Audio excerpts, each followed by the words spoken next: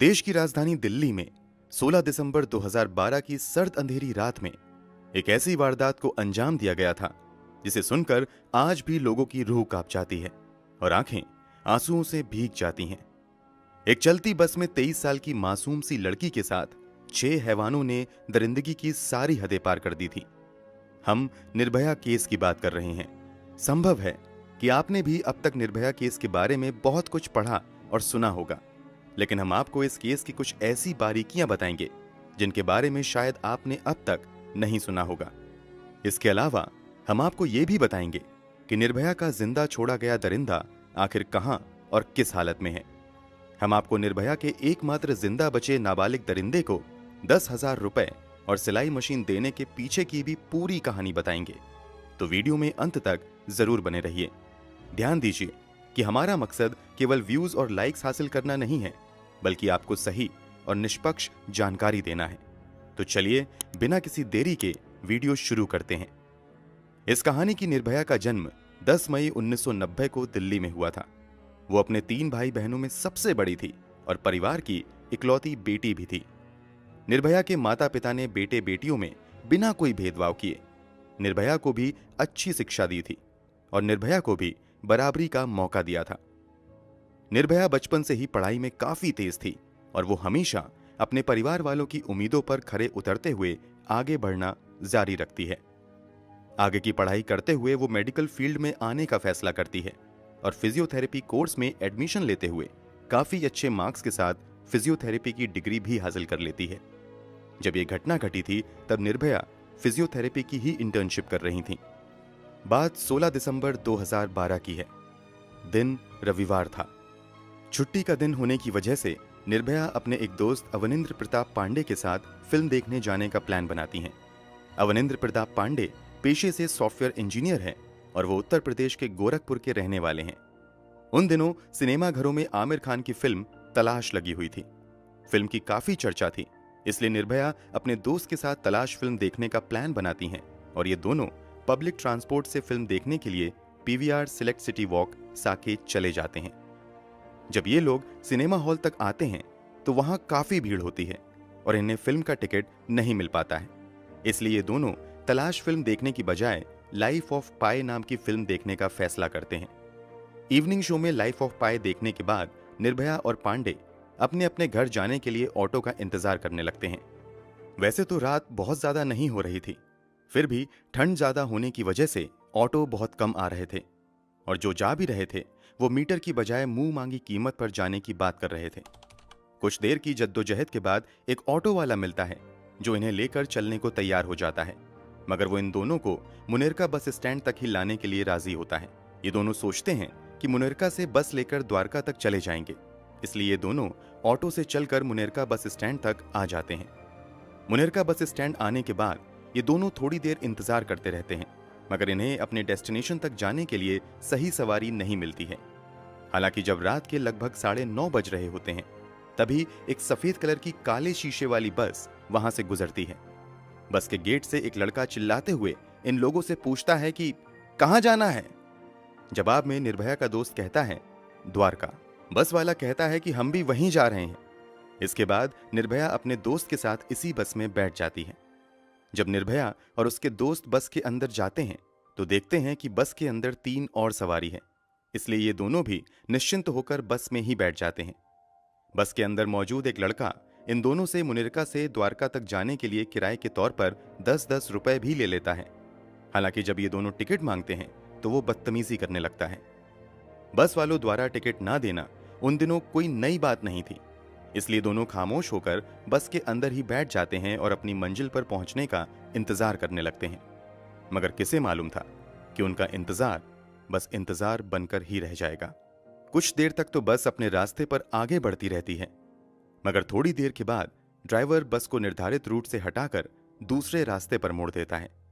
इस बात का अंदाजा होते ही निर्भया का दोस्त तुरंत बस के अंदर मौजूद लोगों से इस पर सवाल करना शुरू कर देता है।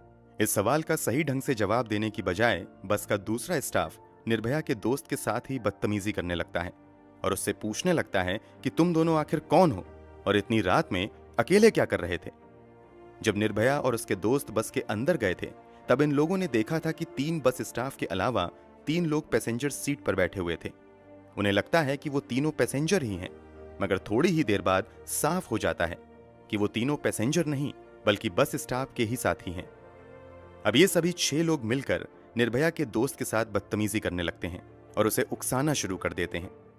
जब निर्भया का दोस्त जवाब देने लगता है तो इस पर बस के अंदर मौजूद भी सभी उसके साथ हाथापाई करने लगते हैं और उसे मारना शुरू कर देते हैं।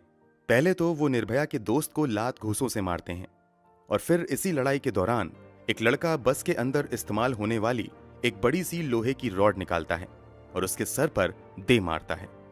इस कारण निर्भया का दोस्त वहीं पर बेहोश होकर गिर जाता है। अब आगे निर्भया के साथ रूह कपा देने वाली दरिंदगी का सिलसिला शुरू होता है। निर्भया के दोस्त को मारने पीटने के बाद जब ये लोग देखते हैं कि वो लड़का बेहोश हो गया है तो अब ये सभी निर्भया को खींचते हुए बस की पिछली सीट पर ले जाते हैं। अब यहां जो कुछ भी निर्भया के साथ होता है उसे हम शब्दों में भी बयां नहीं कर सकते हैं। बस चलती रहती है और निर्भया के साथ दरिंदगी अंजाम दी जाती रहती है। ये सिलसिला 2-2.5 घंटे तक चलता रहता है। इस दौरान बस के बगल से कई बार पुलिस की गाड़ी भी गुजरती है। बस खुद भी कई थानों के बगल से गुजरती है मगर कोई भी इस बस को रोकता नहीं है और बारी बारी से बस के अंदर मौजूद सभी 6 दरिंदे निर्भया के शरीर को नोचते रहते हैं। चूंकि निर्भया का दोस्त सर पर हुए लोहे की रॉड की वार की वजह से बेहोश हो गया था, इसलिए वो निर्भया की मदद करने की स्थिति में नहीं था। 6 लोगों के साथ लड़ना अकेले निर्भया के लिए संभव नहीं था। फिर भी निर्भया अपनी पूरी हिम्मत लगाते हुए उन दरिंदों के साथ लड़ती है और बाद में हुए खुलासे के मुताबिक 3 में से 6 दरिंदों पर वो कई वार करती है और कईयों को वो काट कर बचने की भी कोशिश करती है, मगर अफसोस ऐसा हो नहीं पाता है। जब उन सभी दरिंदों का मन भर जाता है तो ये सभी मिलकर निर्भया को बस से बाहर फेंक कर उसे कुचलते हुए एक्सीडेंट का रूप देने का प्लान बनाते हैं। मगर उससे पहले ये लोग मिलकर तय करते हैं कि निर्भया का दोस्त भी मर जाना चाहिए, इसलिए एक बार फिर से निर्भया के दोस्त के सर पर दोबारा लोहे की रॉड से वार किया जाता है और फिर दोनों को चलती बस से ही फेंक दिया जाता है। बस से फेंकने से पहले इन दोनों के कपड़े भी वो दरिंदे उतार लेते हैं और इनके पास मौजूद मोबाइल समेत दूसरे सभी सामान लूट लेते हैं। अभी रात के लगभग 11 बज रहे थे। बस के अंदर मौजूद दरिंदों ने निर्भया के दोस्त की जान लेने की पूरी कोशिश की थी, मगर वो उसकी जान नहीं ले पाते हैं। इस कारण बस से फेंके जाने के बाद निर्भया का वही दोस्त कुछ होश में आने के बाद लोगों से मदद की गुहार लगाने लगता है, मगर काफी लोग उसे नजरअंदाज करके निकल जाते हैं। हालांकि एक अनजान व्यक्ति इन दोनों को बुरी हालत में देखकर पुलिस को फोन करता है और थोड़ी ही देर बाद पुलिस की एक टीम भी वहां पर पहुंच जाती है और तुरंत दोनों को सफदरगंज अस्पताल में भर्ती करवाया जाता है। निर्भया के साथ कितनी बर्बरता की गई थी इसका अंदाजा आप इस बात से लगा सकते हैं कि निर्भया की आंत बाहर निकल चुकी थी, बेतहाशा ब्लीडिंग हो रही थी, पूरा शरीर चूर चूर हो चुका था और उसके शरीर के अंदर लोहे की रॉड डाली गई थी। निर्भया की स्थिति को देखते हुए तत्काल ही इलाज शुरू कर दिया जाता है। हालत इतनी ज्यादा गंभीर हो चुकी थी कि तुरंत ही उन्हें वेंटिलेटर सपोर्ट की जरूरत पड़ती है। कुछ ही घंटे बाद निर्भया के साथ हुई दरिंदगी की खबर मीडिया के जरिए देश दुनिया में भी फैलनी शुरू हो जाती है और जब लोग निर्भया के साथ हुई बर्बरता की कहानी सुनते हैं तो लोग गुस्से से भर जाते हैं। लोग प्रशासन और सरकार के खिलाफ सड़कों पर उतरकर विरोध प्रदर्शन करना शुरू कर देते हैं। साथ ही साथ लोग जल्द से जल्द अपराधियों की गिरफ्तारी की भी मांग करने लगते हैं। देखते ही देखते ये विरोध प्रदर्शन आंदोलन का रूप ले लेता है और देश भर में निर्भया के समर्थन में प्रदर्शन होने शुरू हो जाते हैं। लोग देश भर में निर्भया के लिए दुआ करना भी शुरू कर देते हैं, मगर निर्भया की हालत अस्पताल में दिन प्रतिदिन बिगड़ती चली जाती है। यहां तक कि 16 दिसंबर 2012 से लेकर 19 दिसंबर 2012 के बीच निर्भया की एक के बाद एक 5 सर्जरी करनी पड़ती हैं। लाख कोशिशों के बावजूद निर्भया की स्थिति बिगड़ती ही चली जाती है। इस कारण 21 दिसंबर को भारत सरकार की ओर से देश के टॉप मोस्ट डॉक्टर की एक कमेटी बनाई जाती है और सरकारी खर्चे पर निर्भया को बेस्ट मेडिकल ट्रीटमेंट देने को कहा जाता है। इसके बावजूद निर्भया की स्थिति नहीं संभलती है, बल्कि उसके शरीर का तापमान बढ़कर 102 से 103 डिग्री फ़ारेनहाइट तक चला जाता है। यहां तक कि इन्फेक्शन भी बुरी तरीके से बढ़ जाता है। इधर सड़कों पर लोगों का हुजूम निर्भया के लिए आवाज बुलंद कर रहा था, तो उधर डॉक्टर जी जान लगाकर निर्भया को बचाने की कोशिश कर रहे थे, मगर स्थिति बिगड़ती ही जा रही थी। इसी के बाद तत्कालीन प्रधानमंत्री मनमोहन सिंह के नेतृत्व में 26 दिसंबर को एक कैबिनेट मीटिंग बुलाई जाती है और उसमें फैसला किया जाता है कि निर्भया को वर्ल्ड के बेस्ट ऑर्गन ट्रांसप्लांट हॉस्पिटल में भेजा जाएगा। इसी के बाद निर्भया को सिंगापुर के माउंट एलिजाबेथ हॉस्पिटल में एयरलिफ्ट करके भेजने की तैयारी शुरू हो जाती है। फाइनली 27 दिसंबर को निर्भया सिंगापुर के माउंट एलिजाबेथ हॉस्पिटल में पहुंच जाती हैं और वहां उसका इलाज शुरू हो जाता है। मगर यहां आते ही निर्भया की हालत और भी ज्यादा बिगड़ जाती है और 29 दिसंबर को स्थानीय समयानुसार सुबह के 4:45 पर निर्भया इस दुनिया को छोड़कर हमेशा हमेशा के लिए चली जाती हैं। निर्भया की मौत के बाद उसके शव को वापस दिल्ली लाया जाता है और कड़ी सुरक्षा के बीच निर्भया का अंतिम संस्कार कर दिया जाता है। निर्भया के दोस्त को कुछ दिनों के इलाज के बाद अस्पताल से डिस्चार्ज कर दिया जाता है। इधर निर्भया का इलाज चल रहा था, उधर ग्राउंड लेवल पर दिल्ली पुलिस काम करते हुए अपराधियों को गिरफ्तार करने में लगी हुई थी। इस घटना की रिपोर्टिंग के 24 घंटे के अंदर अंदर ही दिल्ली पुलिस ने कई सस्पेक्ट को गिरफ्तार कर लिया था।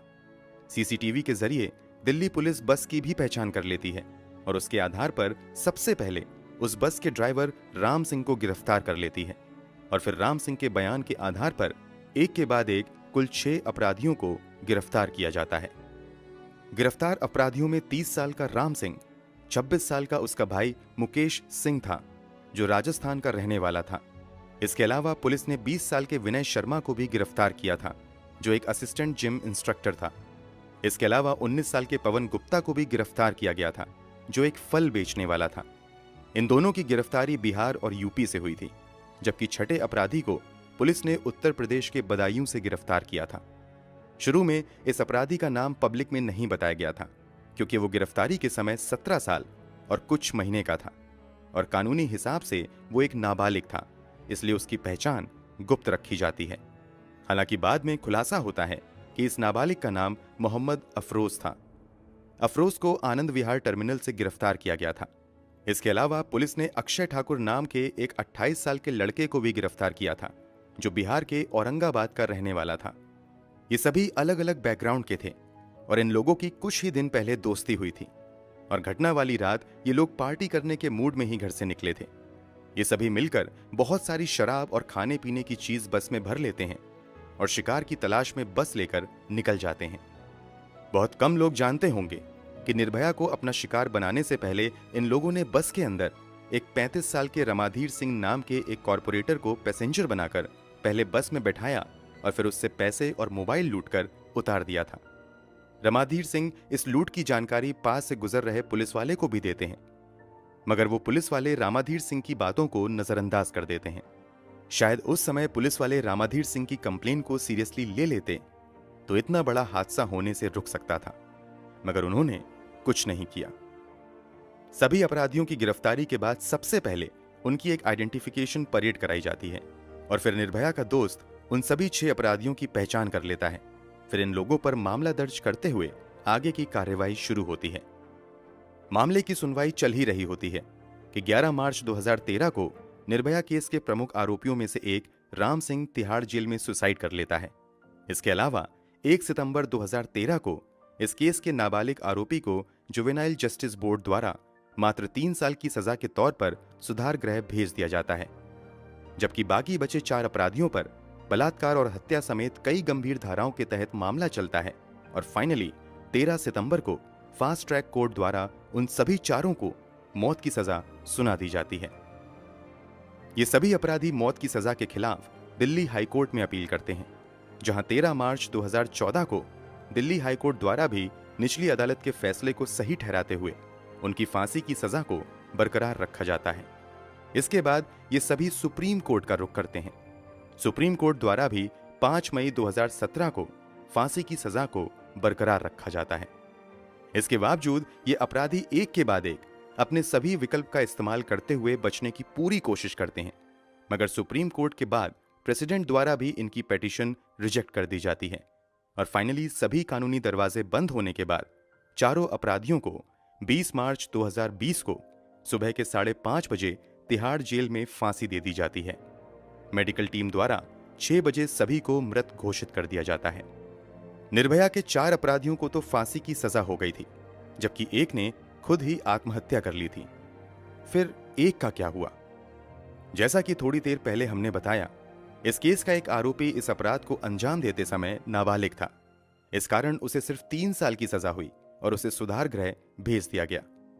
मीडिया रिपोर्ट्स के मुताबिक इस नाबालिग अपराधी का नाम मोहम्मद अफरोज था। 3 साल की सजा पूरी करने के बाद अफरोज को सुधार गृह से निकालकर बेहद ही गुपचुप तरीके से नई जगह पर भेज दिया जाता है। मीडिया रिपोर्ट्स के मुताबिक अफरोज को नए सिरे से जिंदगी की शुरुआत करने के लिए 10,000 रुपए और एक सिलाई मशीन भी दी जाती है, ताकि वो बतौर टेलर काम करके अपनी जिंदगी गुजारे।